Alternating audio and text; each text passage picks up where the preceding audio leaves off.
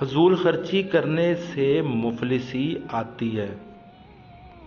محنت و دیانت اور کفایت شعاری سے دولت آتی ہے۔ بے ادبی کرنے سے بد نصیبی آتی ہے۔ یتیم کا، بیوہ کا اور واقف کار کا مال ناحق کھانے سے بربادی آتی ہے۔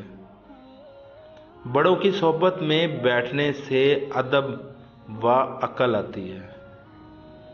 غیبت کرنے اور سننے سے بیماری آتی ہے۔ مصیبت و تکلیف میں صبر کرنے اور شکوہ نہ کرنے سے راحت آتی ہے۔ جھوٹ بولنے سے رزق میں تنگی آتی ہے۔